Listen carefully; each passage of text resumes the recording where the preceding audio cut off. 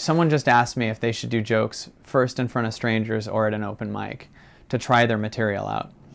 My belief is the second you say, try my material out, your mind pictures that the material doesn't work, or you're not sure if it works. And if you're not sure if the material works, you will ask the audience when you do the joke. Your mind is saying that the content knows better than me. Your mind is saying that the content is funnier than me. And the truth is, what the audience likes is you in the moment. What the audience likes is you truly enjoying your flow, how you feel about the thing you're talking about. What's your interpretation of it? A lot of times comics will do their material and they'll go, so I'm walking down the street, and there's no feeling behind that. No one would talk to you like that. If a friend came to your house and was like, so I'm walking down the street, you'd be like, what are you, trying a thing out on me? Like, no, they tell you with passion. They go, oh my God, so I'm down the street, and this guy like comes up, and they start spelling out the entire story, and they're reliving through it while they're talking, right? So if you're trying out something, you're already taking out your belief in what you're saying, your excitement about what you're saying. You're taking out all of that, and you're not into what you're saying. Like, none of the things I'm saying right now, I'm trying out. I'm just saying because it's coming through me. And that's what I'm believing, or it's not coming out of me. I don't know where the hell it's coming from, but it's coming, and I'm just talking. But I didn't practice this. The more I practice this, the harder it is, because I'm actually practicing being in the past and the future. So if you're asking if you should try your material out on an audience or on one person, you're implying that you don't know if your stuff is good, and you aren't behind what you're saying. And your job is to not only be behind what you're saying, but love what you're saying.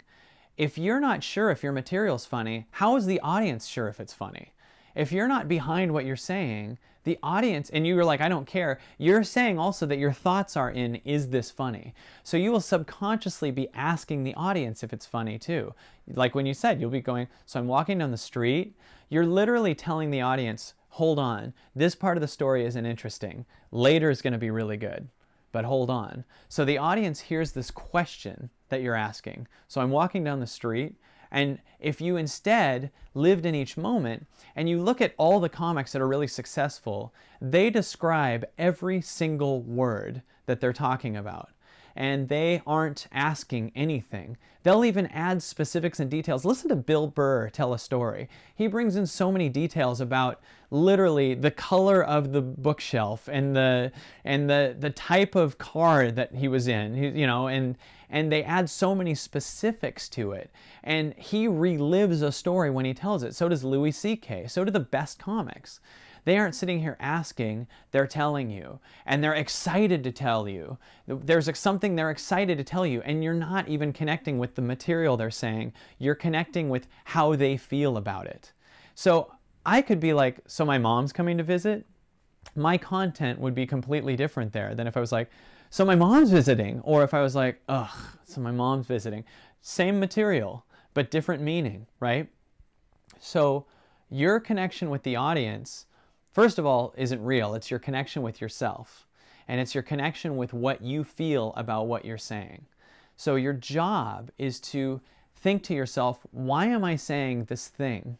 Why do I want them to hear this? And if you can't come up with an answer, then the material is probably not deep enough, or you're just not doing the work.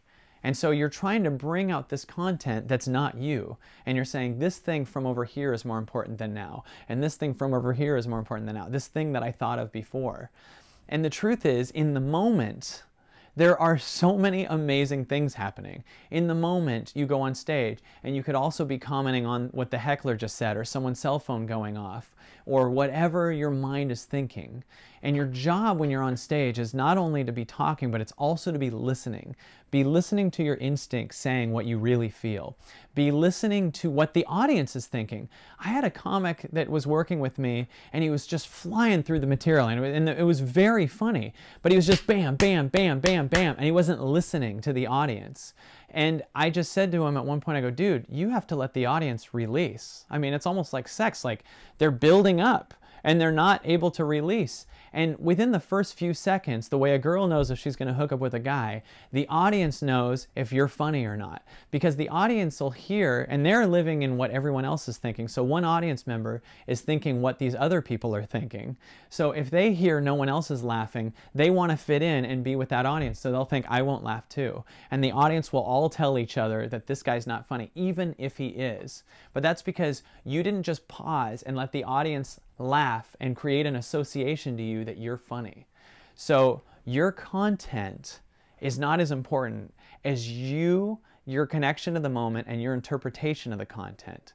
So that's why my answer isn't, it doesn't matter if you're telling it to your friends first or that. I mean, who you're telling it to does not matter.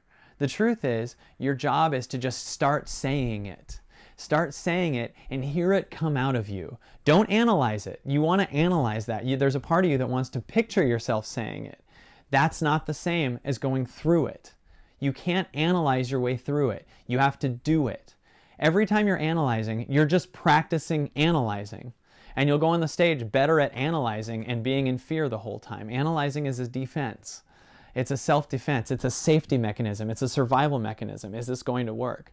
So instead, your job is to just allow it to flow out. Tell the story to someone, sure. Tell it to both of them. Go tell it to the audience and to your friends. Tell it to everybody. Call up people. Do it into a YouTube video. Sit here and rant like I am into the camera and say, like, this is how I feel about something.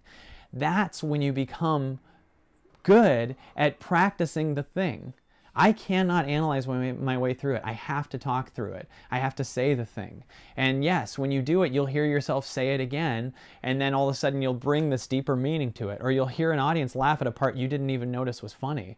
And you'll be like, whoa, that's funny, okay. And then you'll say it the next time with more confidence because you know that it got a laugh the time before. So you'll say it again and you'll hear another laugh come out. And you're like, oh, that's funny too. And it'll tell its own story. The answer in everything you're doing will show up as you keep doing it, but your job is to keep showing up. That's it. Your job is to show up. Not wonder, how do I get this? Not how do I get the joke to work? That will answer itself if you just keep showing up and you let go of results as much as possible.